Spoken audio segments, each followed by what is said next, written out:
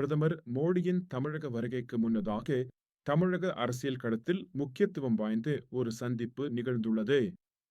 பாஜக மாநில தலைவர் நயினார் நாகேந்திரன் அதிமுக பொதுச் செயலாளர் எடப்பாடி பழனிசாமியை சந்தித்து பேசியுள்ளார். இந்த சந்திப்பு வரவிருக்கும் 2026 சட்டமன்ற தேர்தல்களுக்கான தேசிய ஜனநாயக கூட்டணியின் வியூகங்களை வகுப்பதில் ஒரு முக்கிய படியாக கருதப்படுகிறது. இந்த சந்திப்பு தேசிய ஜனநாயக கூட்டணியை தமிழகத்தில் மேலும் வலுப்படுத்துவதிலும் வரவிருக்கும் சட்டமன்ற தேர்தல்களுக்கான வியூகங்களை வகுப்பதிலும் முக்கிய பங்காற்றுகிறது. இந்த சந்திப்பின் பின்னணி, அதன் அரசியல் தாக்கங்கள் மற்றும் தமிழக அரசியலில் இதன் முக்கியத்துவம் குறித்து நாம் இப்போது விரிவாக பார்ப்போம். இது தமிழக அரசியல் களத்தில் ஒரு புதிய அத்தியாயத்தை தொடங்கும் என எதிர்பார்க்கப்படுகிறது.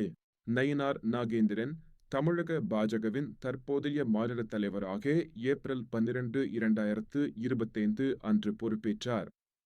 இவர் 2001 முதல் 2000 வரை ஜெயலலிதா தலைமையிலான அதிமுக அரசில் மின்சாரம், தொழில் மற்றும் போக்குவரத்து துறை அமைச்சராக பணியாற்றியவர். அவரது இந்த நீண்டகால அரசியல் அனுபவம் இரு கட்சிகளுக்கும் இடையிலான உறவுகளை புரிந்து கொள்ளவும் கூட்டணியை வலுப்படுத்தவும் பெரிதும் உதவுகிறது. 2017 பாஜகவில் இணைந்த இவர் திருநெல்வேலி தொகுதியின் சட்டமன்ற உறுப்பினராகவும் தற்போது உள்ளார். அவரது அரசியல் அனுபவம், குறிப்பாக அதிமுகவில் அவர் வகித்த முக்கிய பதவிகள், இரு கட்சிகளுக்கும் இடையிலான உறவுகளை புரிந்து கொள்ளவும் தற்போதைய கூட்டணி பேச்சுவார்த்தைகளை சுமூகமாக நடத்தவும் பெரிதும் உதவுகிறது. இது அவரது அரசியல் பயணத்தில் ஒரு முக்கிய மைல்கல்லாகும். எடப்பாடி கே. பழனிசாமி அதிமுகவின் பொதுச் செயலாளராகவும் 2017 முதல் 2021 வரை தமிழக முதல்வராகவும் பதவி வகித்தவர். எடப்பாடி தொகுதியின் சட்டமன்ற உறுப்பினரான இவர் தமிழக அரசியலில் நீண்டகால அனுபவம் கொண்டவர். அதிமுகவில் பல்வேறு முக்கிய பதவிகளை வகித்து கட்சியின் தலைமை பொறுப்பை ஏற்று வழிநடத்தி வருகிறார். அவரது தலைமை அதிமுகவின் எதிர்காலத்தை தீர்மானிக்கும் முக்கிய சக்தியாகும்.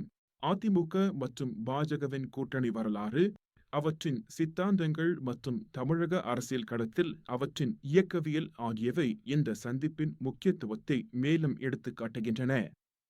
கடந்த காலங்களில் இரு கட்சிகளும் இணைந்து செயல்பட்ட அனுபவங்கள் தற்போதைய கூட்டணி பேச்சுவார்த்தைகளுக்கு ஒரு வலுவான அடித்தளத்தை அமைத்துள்ளன. இது தேசிய ஜனநாயக கூட்டணியின் எதிர்காலத்திற்கு மிகவும் முக்கியமானது. ஜனவரி 9, 2026 அன்று நடைபெற்ற இந்த சந்திப்பு சென்னை அல்லது மதுரையில் உள்ள ஒரு தனியார் ஹோட்டலில் நடந்தது. இதில் கே.பி. முனுசாமியும் உடனிருந்தார். இந்த சந்திப்பு சுமார் 1 மணி நேரம் நீடித்தது.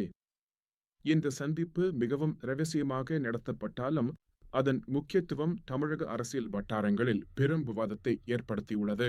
பிரதமர் மோடியின் தமிழக வருகை, குறிப்பாக பொங்கல் பண்டிகை கொண்டாட்டங்கள் மற்றும் சென்னை மெட்ரோ ரயில் 2ஆம் கட்ட திட்ட தொடக்க விழா குறித்து விவாதிக்கப்பட்டது.